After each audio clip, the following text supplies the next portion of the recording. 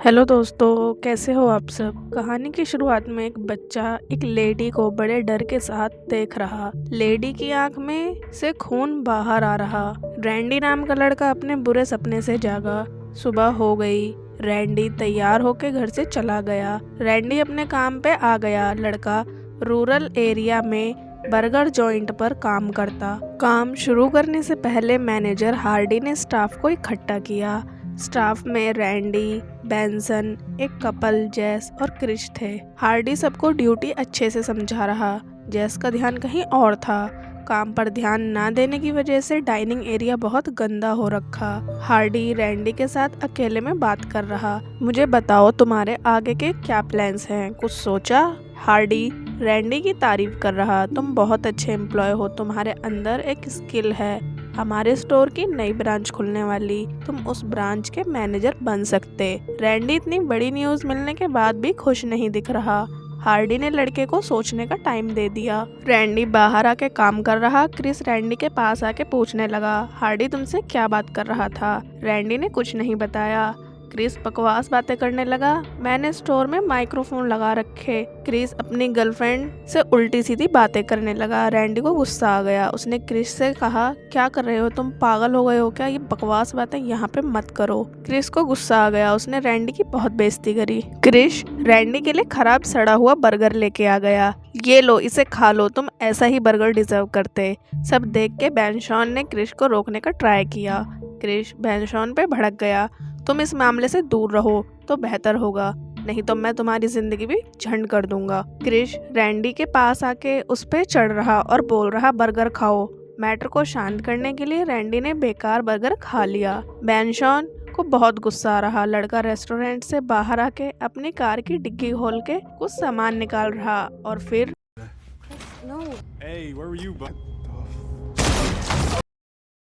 Hardy सब देख के शॉक हो गया। आदमी हेल्प के लिए ऑफिस की तरफ भागा। बैन ने हार्डी का पीछा करके उसे शूट कर दिया। बैन ने जेस से कहा, शांत रहो, लेकिन लड़की डरी हुई थी, वो चिल्लाए जा रही। बैन को गुस्सा आ गया। उसने लड़की को भी शूट कर दिया। रैंडी की फट रही। लड़का रोने लगा। बैन उसे गोली मारने वाले था, तभी अचानक से वो रुक गया। चलो मेरे साथ सारी बॉडीज को ठिकाने लगाने में मेरी हेल्प करो। रैंडी के पास दूसरा ऑप्शन नहीं, उसने बैन की हेल्प कर दी। दोनों सारी बॉडीज को फ्रीजर में डाल के चले गए। बैन ने रैंडी का फोन ले लिया ताकि लड़का किसी को कॉल करके कुछ ना बता पाए। सब साफ करके दोनों रेस्टोरेंट से क्लोज का बोर्ड लगा के अपनी कार में बैठ के चलते बने। बैन रैंडी को जबरदस्ती अपनी कार में बिठा के कहीं ले जा रहा था। रास्ते में बैन बोला, आफ्टरनून की शिफ्ट शुरू होने में अभी 5 घंटे बचे। शिफ्ट पर आए बंदे 1 घंटे में पुलिस को कॉल करेंगे। पुलिस को ट्रिपल होमिसाइड और बाकी सब देख के समझने में कम से कम 1 घंटा तो लग जाएगा। मतलब हमारे पास 7 घंटे बचे। हम रेस्टोरेंट से काफी दूर भाग सकते, इससे हम पर किसी का शक नहीं जाएगा। काफी चलने के बाद दोनों रोड साइड डाइनर पर खाने के लिए रुके। वेट्रेस मार्का ऑर्डर लेने आई। बेंसॉन लेडी से बात कर रहा। मार्का 20 साल से वेट्रेस की जॉब कर रही। बैन मार्का की बेइज्जती करने लगा। तुम्हें 20 साल काम करके क्या ही मिल गया? तुमने अपनी लाइफ का टाइम यूं ही फालतू में वेस्ट कर दिया। लास्ट टाइम तुमने ऐसा कब और क्या किया जिससे तुम्हें सच में खुशी मिली हो? मार्का को गुस्सा आ गया। लेडी बिना ऑर्डर लिए चली गई। रैंडी को थोड़ा अजीब लगा। बेन ने रैंडी को भरोसा दिलाया, डरो मत, मेरे कुछ कहने से वेट्रेस की लाइफ पे घंटा कोई असर नहीं पड़ेगा। रैंडी तुम कुछ ज्यादा ही फट्टू हो। अभी तुम 20 साल के हो, फिर भी ऐसा लग रहा पूरे टाउन में तुमसे ज्यादा पैथेटिक और पागल लड़का कोई नहीं होगा जिसकी हमेशा फटती रहती है। बेंशॉन रैंडी को स्पेशल कह रहा है, इसलिए मैंने तुम्हें नहीं मारा। तुम इतनी जल्दी मरने के लिए नहीं पैदा हुए। खा पी के दोनों आगे बढ़ गए। रैंडी ने बताया, मैं 21 साल का हूँ। मैंने 18 साल की उम्र में अपना हाई स्कूल पूरा नहीं किया था। जब मैं 19 का हुआ तब मेरा हाई स्कूल पूरा हुआ। मैंने 2nd ग्रेड मतलब 2nd क्लास रिपीट की थी क्योंकि मेरी माँ को नहीं लगता था मैं आगे बढ़ने के लिए लायक हूँ। बेंशॉन हंसने लगा, तुम्हें दूसरों की सुनना बंद करना होगा। अब तुम बड़े हो गए हो, अपने लिए स्टैंड लेना सीखो। लड़के बेंशॉन के घर आ गए। घर पे बेंशॉन की माँ थी। लेडी बेड रेस्ट पे जी रही। बैन और हथियार लेने ऊपर चला गया। जाने से पहले उसने साफ शब्दों में रैंडी से कहा, कोई भी चीज टच मत करना। मैं फिर से कह रहा हूँ, कोई भी चीज टच मत करना। बेंसन के जाते ही उसकी माँ ने रैंडी की टी शर्ट पे लगे खून के दाग देख के पूछा, ये कैसे निशान हो रखे? रैंडी ने झूठ कहा, कुछ नहीं, मेरी टी शर्ट आज केचप से गंदी हो गई। लेडी कहने लगी, मुझे तो कहीं से निशान केचप के नहीं लग रहे। अच्छा चलो छोड़ो और सुनो, तुम मेरे को फोन दे दो। रैंडी फोन लेकर लेडी की तरफ आ रहा, तभी बैन आ गया। मैंने तुमसे साफ शब्दों में कहा था किसी भी चीज को टच मत करना।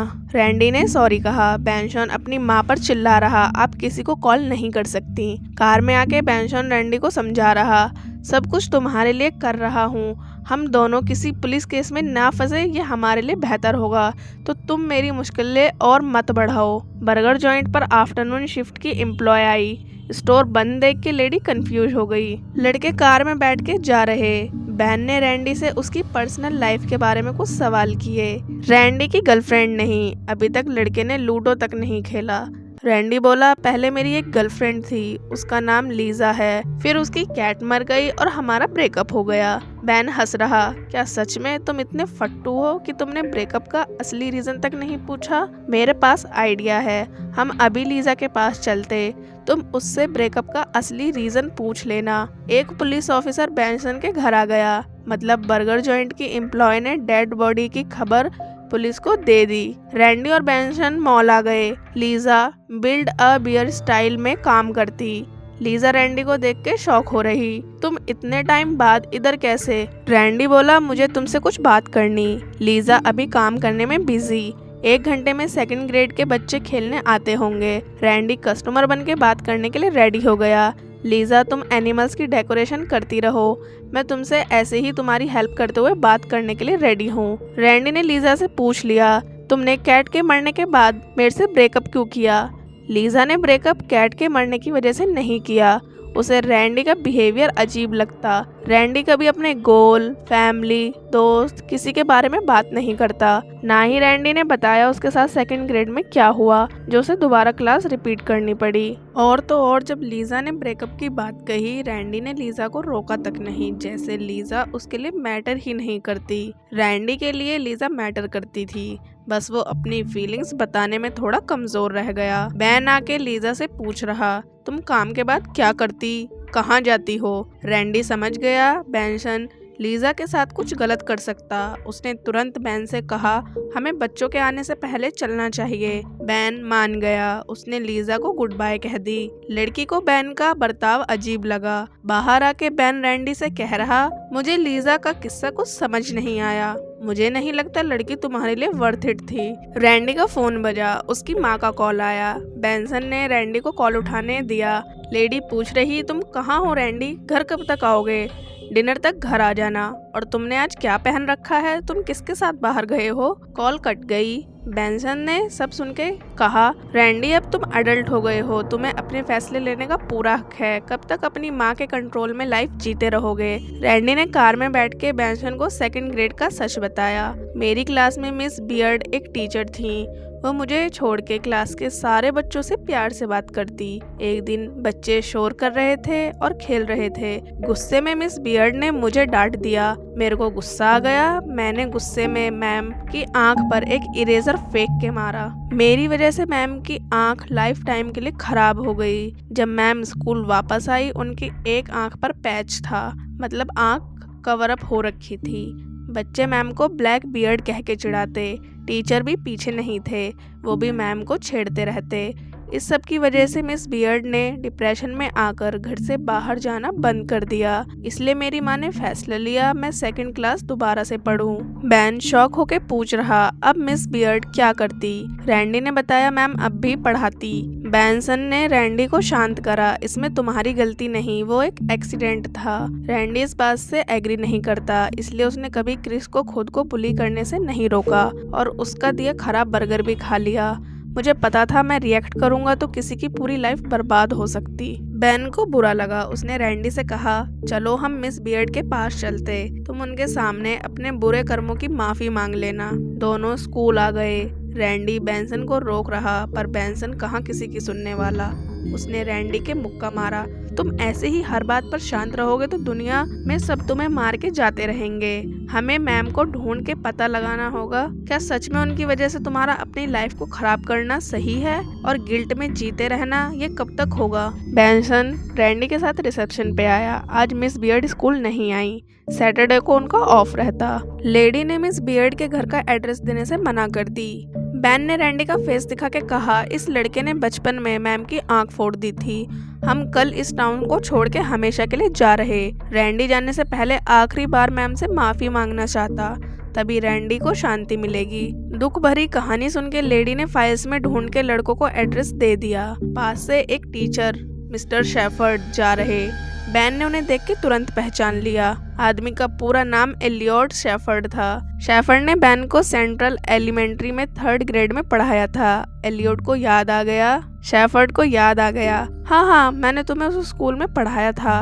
बेन ने नाटक किया, सर मेरा एक दोस्त का बच्चा एडमिशन लेना चाहता, मैं बस कंफर्म कर रहा था कि स्कूल में अब भी आपके जैसे अच्छे टीचर्स पढ़ाते हैं कि नहीं। मिस्टर शेफर्ड चले गए। रिसेप्शनिस्ट ने लड़कों को पर्ची पे एड्रेस लिख के दे दिया। रैंडी तुम बहुत अच्छा काम कर रहे हो। लड़के स्कूल से बाहर आए तभी बेन ने अपनी पर्सनल दुश्मनी शेफर्ड को मार के उतारी। सर ने पास्ट में बेन के साथ कुछ बहुत बुरा किया था। बेन ने गन निकाल ली। लड़का मिस्टर शेफर्ड को शूट करने वाला, तभी रैंडी ने उसे रोक दिया। प्लीज शांत हो जाओ, देखो तुम मेरी हेल्प करने आए थे, अब खुद कुछ गलत मत करो, हमें मिस बियर्ड पे फोकस करना। बेन शांत हो गया। दोनों कार में बैठ के चले गए। मिस्टर शेफर्ड अधमरी हालत में पड़े रहे। रैंडी बेन के साथ मिस बियर्ड के घर आ गया।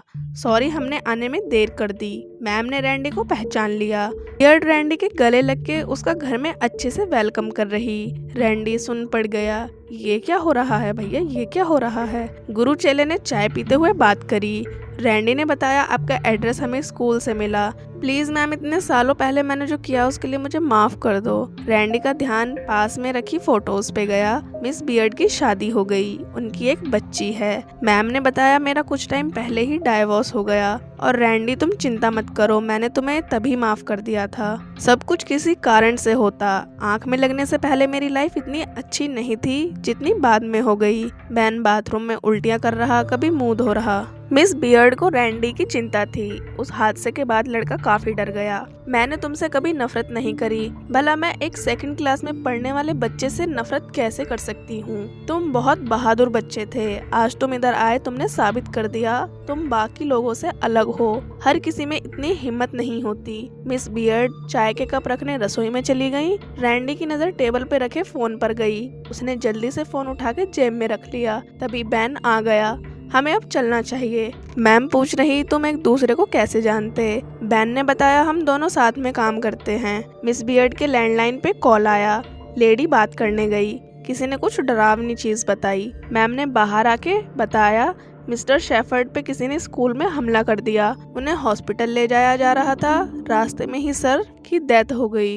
रैंडी तुम स्कूल गए थे, तुमने कुछ देखा था। रैंडी डर गया। उसने मना कर दी। मिस बियर्ड ने बेन के हाथ पे ताजे घाव के निशान देखे। लेडी को डाउट हुआ।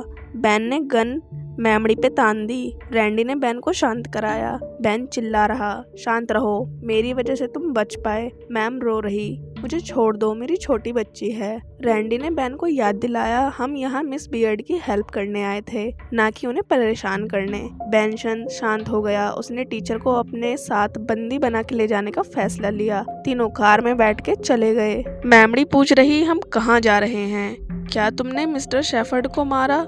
बेन ने गुस्से में कहा, चुप हो जाओ मूर्ख मैम, नहीं तो मैं तुम्हें गोली मार दूंगा। रैंडी नहीं होता तो अब तक मैं तुम्हें मार देता। आज रैंडी मेरा एक्सपेरिमेंट टॉय है। मैं उसको कुछ चीजें सिखा रहा हूँ, दुनिया में कैसे रहा जाता है और बुरे लोगों से डील किया जाता है। तुम उसी का एक हिस्सा हो। रैंडी पूछ रहा, क्या हम वॉशरूम के लिए थोड़ी देर कहीं रुक सकते? बेन ने मना कर दी।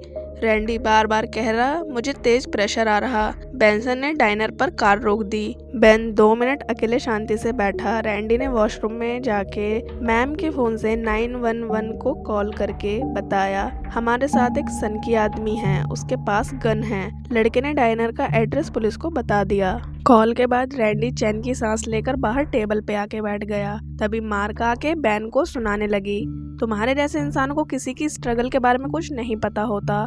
स्टिल वो भौंकना चालू कर देते। दूसरी वेट्रेस मार्का को शांत करा रही, लेकिन मार्का शांत नहीं हो रही। मुझे ऐसे घटिया आदमी को सुनाने दो। एक पॉइंट पर बैन को गुस्सा आ गया। मुझे तुम्हारी लाइफ से घंटा फर्क नहीं पड़ता, मैं बस अपना पॉइंट प्रूफ कर रहा था। बैन कुछ करता तभी रैंडी ने आके उसे रोकते हुए कहा, तुम जो कर रहे हो उसका कोई मतलब नहीं बनता। दोनों की बहस हो रही। बैन को पुलिस सायरन की आवाज आ गई। गुस्से में उसने गन उठा के सबसे पूछा, किसने पुलिस को कॉल करी। बैन को लगा मिस बियर्ड ने कॉल किया होगा। बैन ने मैम को गन पॉइंट पे ले लिया। लेडी बोले जा रही, मैंने कॉल नहीं करी, लेकिन बैन ने गोली चला दी।